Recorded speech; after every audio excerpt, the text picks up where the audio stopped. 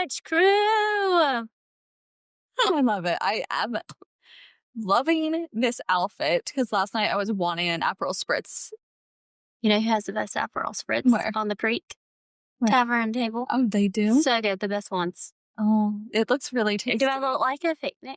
Yes, you do. You look like a picnic. Yes, that's what I was going You look for. like a snack. I look like a yummy snack. I'm a whole damn meal. Love it.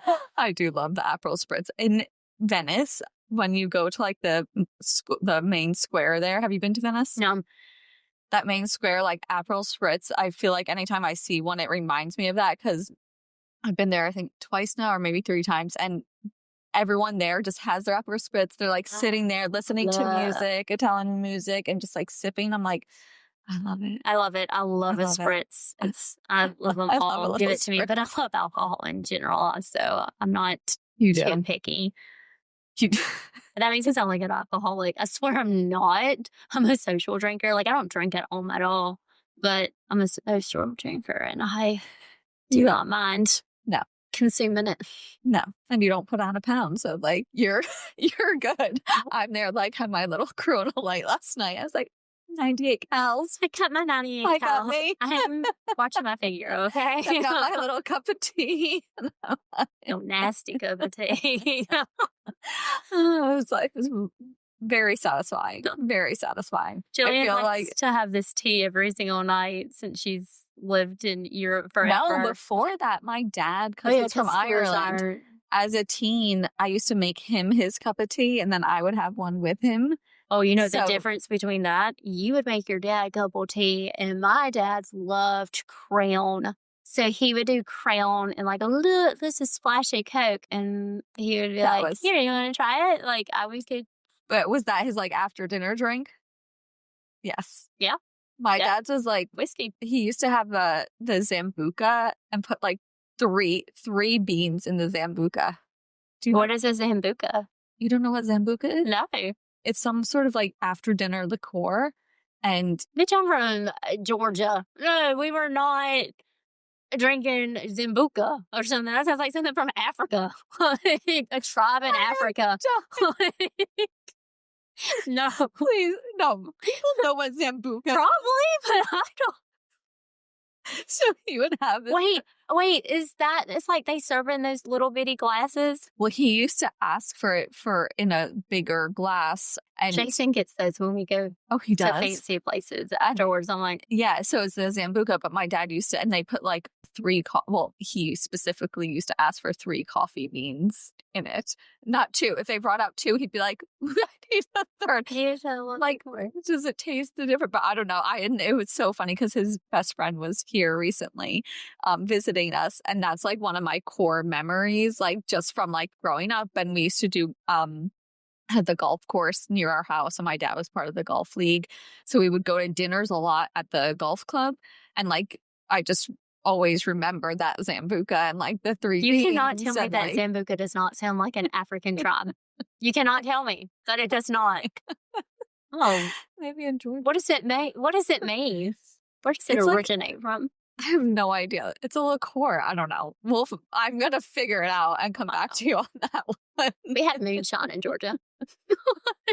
I'm for the moonshine now after tasting that blueberry one. Was it blueberry? Apple pie. Oh, yeah, the apple pie. Mm-hmm. Yeah, that was good. I'm like, oh, actually, I would do dangerous. It's how people would die. Who drink too much of it. Put it on like a wound, and like it was a wound just... Probably. It'll kill anything. I feel like this past month was so much happening. I'm like, I would love to get an au pair. You need it. You're just like the busiest person that I know. For sure. You need it. But it's funny because I grew up, and I had this conversation with my mom. I grew up with an Irish au pair, and then we had an American one. So like it was never weird or anything for me. Like it was for me, I'm like, it's great. We have extra help, and they are, yeah. Jack, not so much. I feel like most men think that kind of stuff is weird, but the men aren't the one who's doing a damn thing. Yeah. So I don't know why. Yeah. So anyways, not doing that, but it reminded me of the time that you came to my house and didn't know how to use a dishwasher. I'm like, who does not know how to use a dishwasher? Bitch, for you to put me on blast. It's not that I don't know how to use a dishwasher. Let's also go all the way back. You know what Lee Young would use her dishwasher for? What? Storage for the containers. Storage. We had to manually wash every single dish. And hello, there's a lot of us and we lived out in the country. So my mom every single night would make, like, we sat at the dinner table and she would put all of the bowls out on it. So we had a meat, cornbread, peas, green beans, macaroni. She would cut up cucumbers and they would sit in the vinegar for a few hours. Like, we had like 20 to 30 dishes on the table. And who had to wash those? Me. Don't dare use the dishwasher because her Tupperware is in there for storage. But Lindsay did not know how. Not that she didn't know how to use a dishwasher. She was wondering what the container was that she has seen in so many dishwashers. I was like, it flips up and flips back. What is this thing for? Over where you put just the spoons and the forks and all this stuff out. I'm like, what is this thing? Mine just stays up because I had no clue how to use it. Went to Gillian's house. It was down. The silverware was placed directly into it. I'm like, oh, this is what this is used for. Like, no one told me how to use a dishwasher. I was like, how have you gotten to this point of life and not know how to use a dishwasher? I was like, I guess we all have different skill sets. Yep, no, dishwashing is not on my list. I was like, maybe Lindsay has a nanny or au pair at her house that cleans up everything. I was it with these two hands, okay? Because Leon would dare not take out her Tupperware to use it. She's like, we don't use that kind of stuff. I'm like, we, like, growing up, we all had to do chores as well. And my sister and I were on, like, the cleanup after dinner. My brothers were meant to do, like, the trash cans. But my sister says, which now I'll admit to it, but, like, I would just stay at the dinner table, like, because we had to eat our dinners before we got up. Like, all dinner before we were allowed to get up.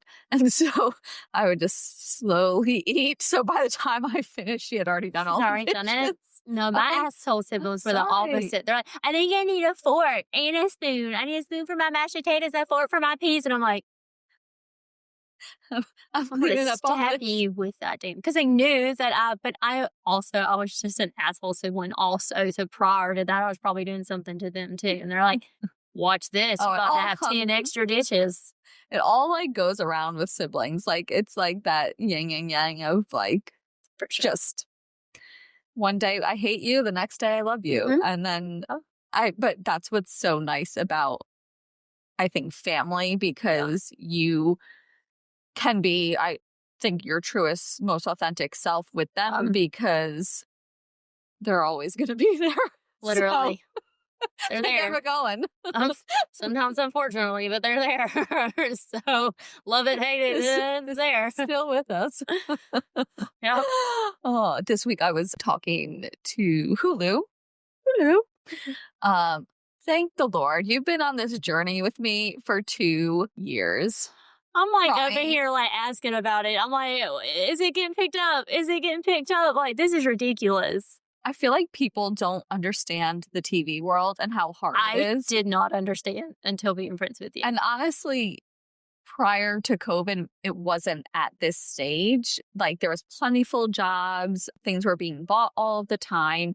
COVID hit, and then pretty much production stopped for a good year because masks and no one could be, like, out of houses and all that. So then when we came back from COVID, there was, like, a huge buying frenzy because people were like, all the networks were like, oh gosh, we need to buy shows, we need to get it on. Do it, yeah. And then after that, it was like, oh, we have a lot now. And it was like a culmination of, like, the writer's strike, then them feeling like we've already bought too many things, then now are basically going to influencers and they're promoting that way. They're promoting on TikTok. They're promoting more so on linear. And so do they get more money that way? It's just that they're not having to spend as much ad money going to TV. So anyways, long story short, things are taking so much longer to sell. So I've produced shows, cast a million different shows, but a lot of what I do is development for production companies where we're basically finding new interesting like formats that we can create a show. Like years. Yes. And nothing being bought. And it's really hard because it is like when you only have a certain amount of buyers and only a certain amount of slots in all these production companies, and we're all, trying to get to that next place. So this dating show that I've been doing for 2 years with this Swedish production company, it's a great idea of what they're doing. I've obviously signed an NDA, so I can't say much more than that. But I don't know if y'all can hear this thunderstorm right now that just rolled up at the studio, but it is. It's raining not just cats and dogs. It's raining like giraffes and whales out there. This is crazy. We're not going to be able to leave. We're going to be. I know, right? Y'all might hear some feedback, but anyways, sorry. It's a really loud thunder. The thunder is very loud. It's rolling on, and we're really not going to be able to leave here. I'm in like a whitey tighty, like. Yeah. So it's been 2 years. It's been hard trying to get this across the line, this new dating show, but we're nearly there. We just got some good news this week. And when we were speaking to Hulu, we were talking about the Call Her Alex, which we both just watched this week as well. And I just think fair play to her. She has done incredibly well from. It's been like 5 years, 6 years, I think she said. She knows what she's doing. From when she kind of left college to where she's at now, which is worth like $300 million. I'm like, that is insane. I only have one negative thing, this big ass but I only have one thing. I wish she would own her mean girl status a little more. I don't think she's as nice as she think she's a mean girl? I think she definitely has that inside of her. Just after hearing, especially the podcast with Dave, how she came in when they were making that docu-series and was so fake and was like, hey guys, and was walking through and they're like, you never spoke to us. Like, and then Dave said that Nick, I want to say Nikki or somebody like that was like, that's the nicest she's ever been to me. And also in the documentary, I found out she is a true redhead who dyes her hair. First off, what redhead dyes their hair blonde? Like, no offense to the blondies, but that's just weird. And I'm like, oh, this actually makes so much more sense on some of the things that, that I've heard about her. But I'm like, I just wish she would have, because if you're a mean girl, it's okay. People love bitches. It's fine. Just own it a little bit more. But she's like obviously super successful. She's doing it right. I was also glad to hear that like her dad is so crazy. Thunderstorm is what about the tornado? I can see like the lightning coming in over there too. Got to see in the docuseries that her dad was in like the behind scenes TV and doing all that for sports because I'm like, oh, that makes sense along the way. But she's super smart. She knows how to draw in people, how to draw in the monies. And it was interesting. I think like the one thing that I took away from watching it was this next generation being very much about being sex positive. Yeah. In the sense of like being okay and open to talk about it. Like one of the shows she came out and she was like, hey, we're back in Boston. This is where like the first STD I got and all the things. And it's just, and so I think because before that, like women, we spoke as friends and we spoke together, but it was never like out in the open. I always got heat for my horrible mouth. Like I've always, so I do think I do believe that there's fewer women like me that have this nasty ass mouth, especially even if you were in the South. Yeah. Because you just don't do that. We're prim and proper ladies here. And I'm like, well, it's true because like even me, like, I never like speak about sex or anything like that. When I love talking about sex, I love it so much. I love the grungy talk. I'm like, well, yeah, you best sex you had last night. What did you do? What was the position? How big was his dick? Like, tell me all the things. It's so funny. I'm like, but I wonder what that difference is, and if it's just like the household you grew up in, who you've been around. Like, I wonder what that is, or if it's just innate to people. I think it's just innate because, I mean, we were very open family. Like, we didn't own a scale growing up. You could, like, my mom hated it, but she did allow me to speak my mind. And she was like, that's just Lindsay. That's just Lindsay. So she hates it, but she wasn't like whooping my ass every time and was, I don't even think, like, I've never gotten a whooping, but like,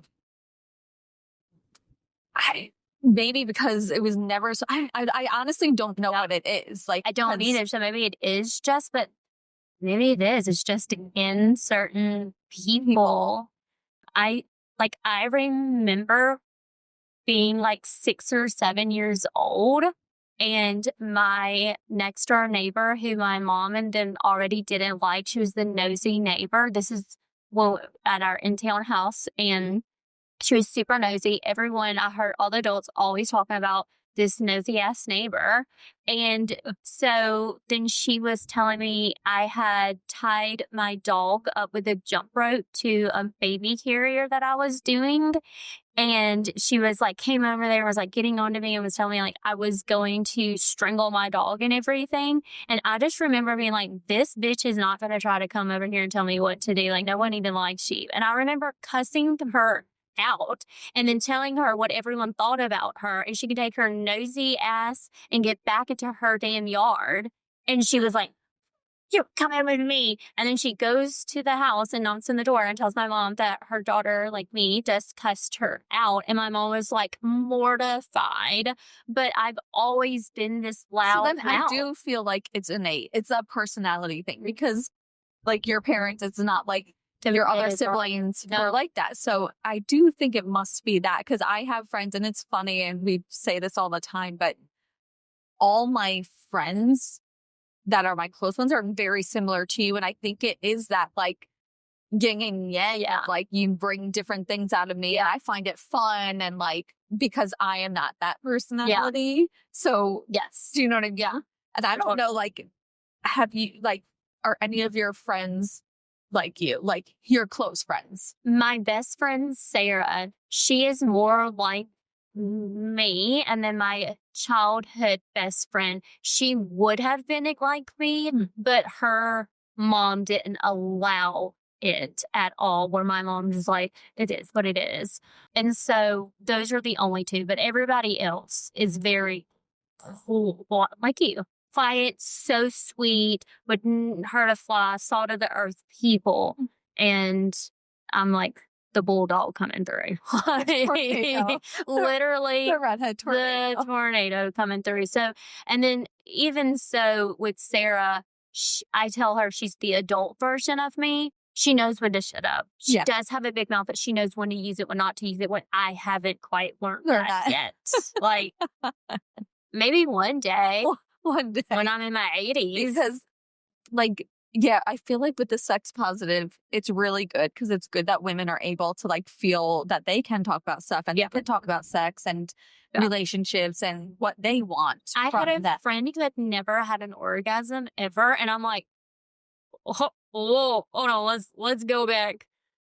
What do you mean? You know, and then I'm like, no, you need to buy this toy. You need to try it in this position. You need to do, like, I'm teaching her all these things.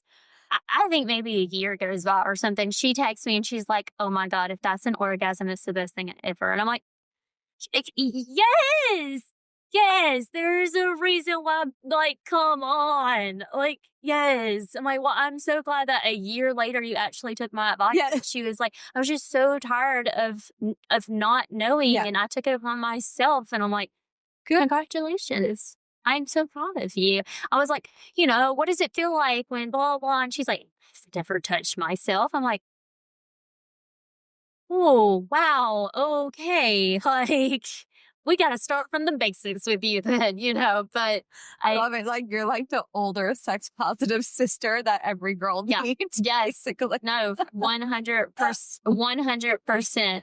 Talking about like body positivity and stuff, like how my best friend in high school, how she wasn't allowed, like, going back to when Britney Spears and all of that, how parents were like, oh no, you should never, they're so bad. I'm so appalled by her music, and I'm over here like, I'm a slave for you. My mom's like rolling her eyes and buying me the CD still, where Madison had to sneak and listen to it. Same thing as like the Sabrina Carpenter's new one, Man's Best Friend. I'm like, and it looks like he's like holding her hair and she's on her knees like she's about to go in and start sucking dick. And I'm like, probably is a man's best friend.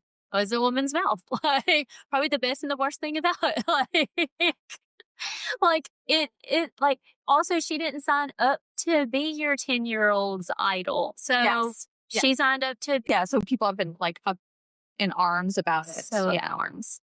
And I'm like, but what are they saying? They're just like, it's sexualized, and I'm just so disappointed in her. When she doesn't care, she's making her millions and she's doing what she's doing what she wants. And like, if that's the image she wants to give, then that's what she's gonna do. Yes, 100%. And I'm like, seeing the album cover and like people can see it online and all this. I'm like, also, if your mind isn't sexualized, they're not seeing that literally at all. Yeah. Over the weekend, my child saw a sticker in the bathroom that says, put me on your to-do list at a truck stop. And he was like, put me on your to-do list. And I'm like, oh, what do you think that means? And he's like, I want to be yours. Like, I want to be with you. I'm like, okay. Yeah, that sounds right. Like, if it's not sexualized, their brain just doesn't understand it anyway. It doesn't register in that way. No. Yeah. So I'm like, shut up. Well, it's just also like when you like listen back to certain songs that you listened to as a child, like you're like, oh, I didn't realize those were the words that they were saying in it that you just don't know. Have you ever heard the song Sally, that girl? I knew every word. I would take my sister's cassette tape, go into the bathroom, listen, flip it around, go back, flip it back to listen to every word, to memorize it. And now I'm like, it's like, in between her legs was real wet. So I grabbed her by the thighs and I'm like, you were singing that as a child? I was singing that. Oh my God. I said all the words, knew every what word. Did your parents like, what? I don't like, they just didn't like. Because they didn't make it a thing. They didn't make it a thing, which is like good. That's why I was okay with like my body, I think. And they didn't make anything a thing. Yeah. Which is my child ever tell that girl for you. Ratchet. Wrong cheek. What? What? She is a huge Miley Cyrus fan. Oh no, she is. Get out of here, boo boo. I'm not here from the beginning. She's like ready to fight it out. So like, if Miley Cyrus comes to Charleston, she would like me more. She like my hairdresser. She got like the nose ring back when Miley did. I got this tattoo. Okay, a couple of days before she got this tattoo. Weeks actually. I'm like, same brain length, okay? Same. So I feel like you guys might have to like fight it out. I would win. And shoot these guns. I'm not afraid. But she was like super excited because she. What's your hairdresser's name? Molly. See, girl, for fighting it out. Molly's mine. My bitch. She'll love it. We were talking because she was like, oh, like. She saw our first ever episode because she did my hair for that one. Nice. So I was like, it's just so nice having your hair done. It is. I think that women should be able to get a blow dry once a week, not have to think about washing their hair. I hate blow drying my hair. I hate it so much. It takes so long. I do not need fancy things. I don't need designer handbags. I don't like any of that. I know you like, I'm so non-bougie. I'm like a hippie Bougie. bougie, which is wild. Yeah. So you love all the clothes. Like I still have clothes from high school. Like I'm not bougie in any sense, except for I would love to have my hair done once a week, and I would love a cook because I don't like cooking or get like healthy meals. I'm okay with it, but I think it's because I've done it forever, so I'm okay with the cooking. It is what it is. Like, my man, enjoy it. I feel like because like Jason, obviously he's a chef, so he enjoys it. He can like take these flavors out and all the things, but I'm like, I'm okay with it. It doesn't bother me. I feel like Cam would love for a cook, so you could have something to. If we could just have my man be our chef every night, that would be great. Now let me tell you, everyone, don't marry a chef if you think you're going to get good food, because they don't cook at all. And that is true, because it's like they're always like the last thing I want to do is that. I have to ask him in advance, buy all the ingredients so it's there for him. So that he can go. Yeah. Like, and if I ask, he would. I'm like, oh, babe, can you do dinner or something? He would, but he's not like taking it upon himself to do at all.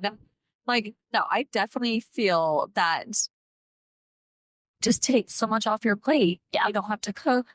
Get your hair done once a week. So anyways, she was like, loved your hair. And I'm like, I know. So then I went back to her. So last night I was like, oh, hey. Then she was saying, she's like, yeah, well, Miley is mine. And I'm like, well, fight it out with Lindsay, because she is my girl. all about the Miley Cyrus. Did you see her new podcast that she did? Okay, so I'm not a Miley Cyrus. Like, it's not that I'm not a fan of hers, but I'm not like a fangirl. So I don't like follow what she's doing. So she doesn't do her own social media or anything. Like, she knew from the beginning too, like, that's just not my world. I don't want to do it. Yeah. So she doesn't run her own social media. But every time that they repost anything, they're like at the top of my stories list. Yes.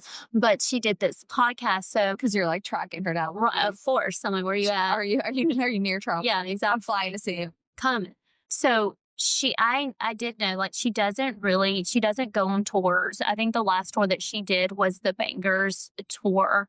I was so sad I was supposed to see her, and I did not end up being able to go, and I was so sad. You're like a big fangirl. Yes. Like, I don't spend money on like concerts or anything. If they're like $400 or $500 tickets, I'm like, yeah, I would love to see that. But like, I can buy a pair of shoes that I can wear forever with that, But her, I'm like, if she came anywhere again, like, I don't care how much the tickets are. And I'm not a general admission girly pop. So like, we gonna be in a good area, okay? Credit card's ready. I don't think there's any person that I feel that way about. Because it's mine. I mean, I liked Colin Farrell back in the day, but I don't know. There's no one that I'm like, oh, I would love to meet them. Yeah.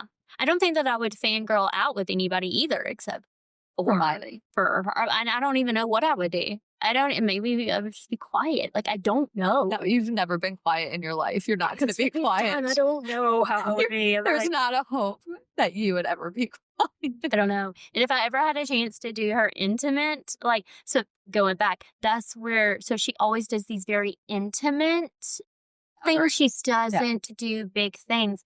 And I didn't know, maybe Molly is a better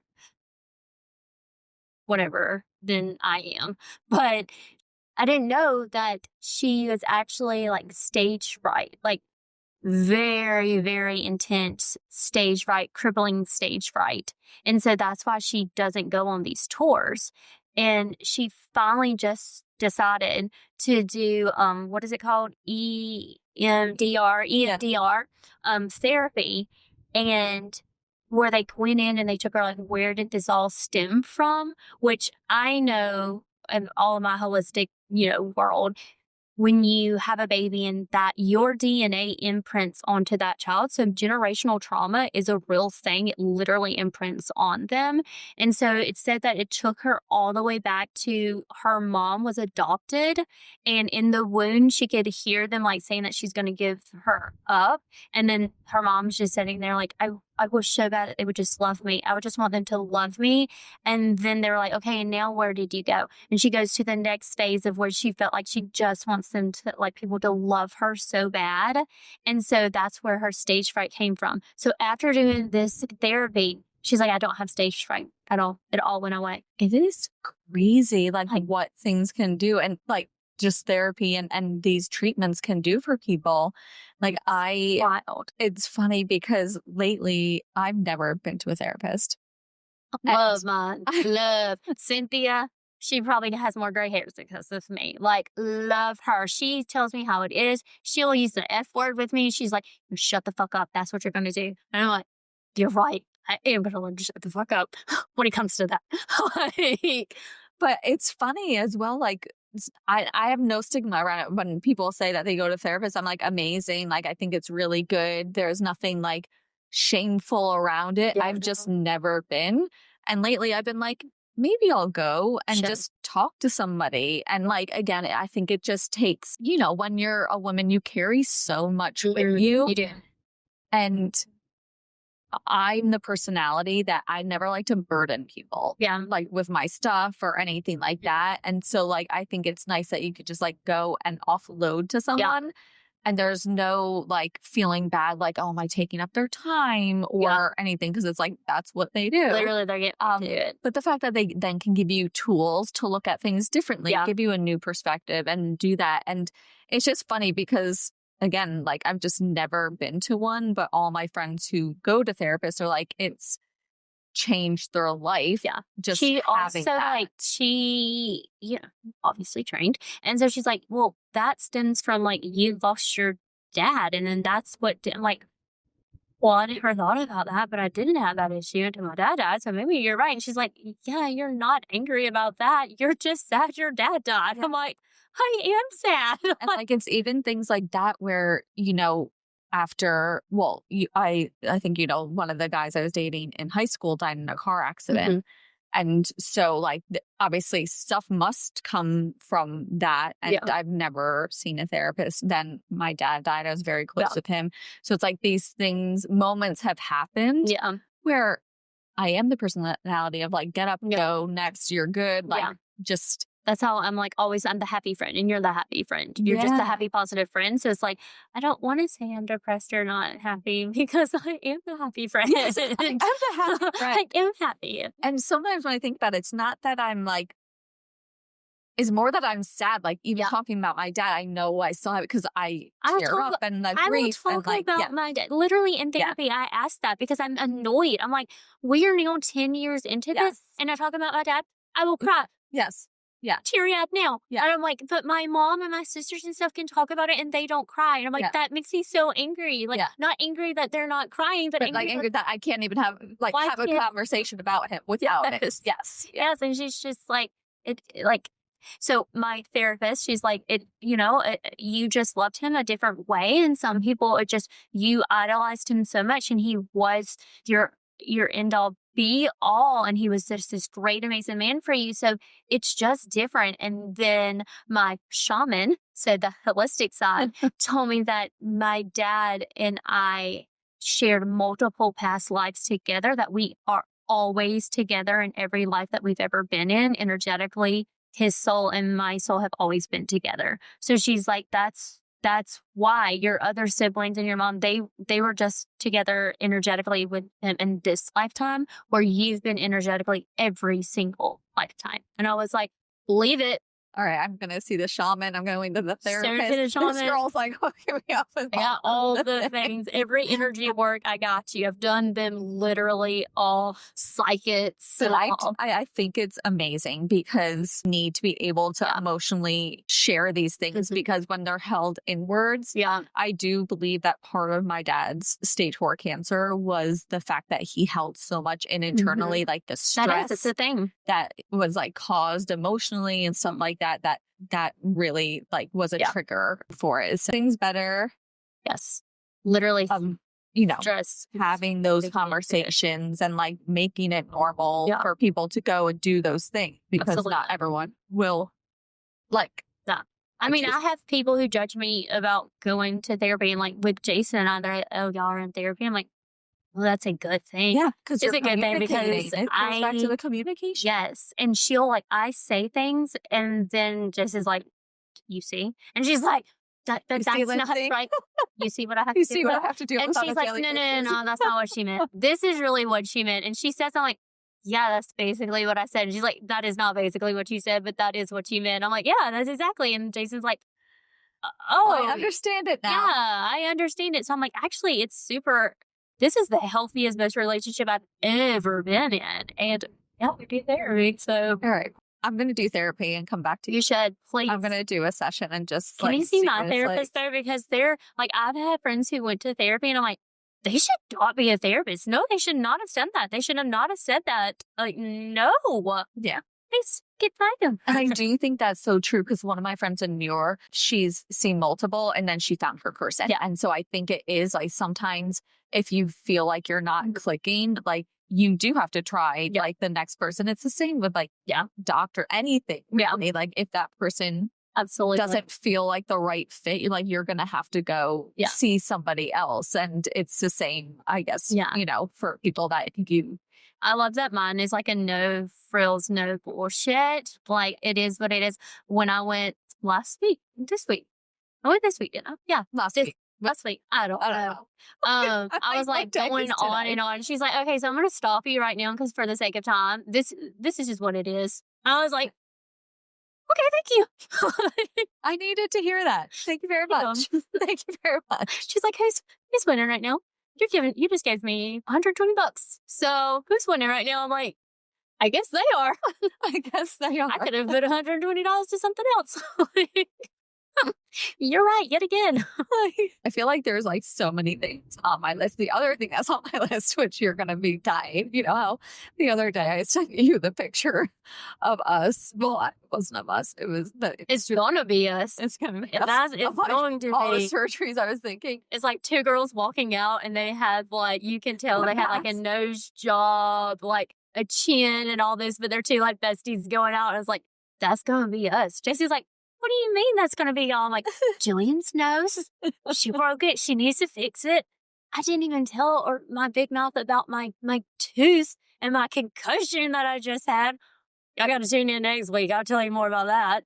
I'm like, so my mouth needs surgery and we're having bestie blimps. Yeah. Blips? Not blimps. It seems like it should be a blimp. It's a big old thing over your eye. What do you call it? Like a old ball sack? It's a ball sack. I got ball sack eyelids. You like do it like this, and it's like it looks like a ball sack. No, so I was thinking the other day because I have Irish tuck down since I was like 5 years old for a very, very long time. And one of my toes, like since I've growing up, I was like, I must have broken it or done. What does your toe look like? Okay, let me finish my sentence.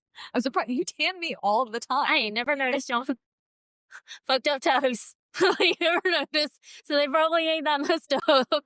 So from Irish step dancing for such a long time, I was like, I must have like broken one or something. It's one specific one. Anyways, I was doing loads of research because it's hard for me to wear high heels because of like how like the nail is. Like I'll get ingrown nail within it with high heels because of like the steepness of it. Anyways, I was doing loads of Googling and it's called hammer toe. Hammer toe. That's very unfortunate. That does not seem like a cute girly pop thing to have. No, hammer toe. It's really fun. Is it like a hand? Like, is it like a? Oh, we're not gonna give y'all free feet content, but as soon as the cameras start rolling, we're gonna have to investigate.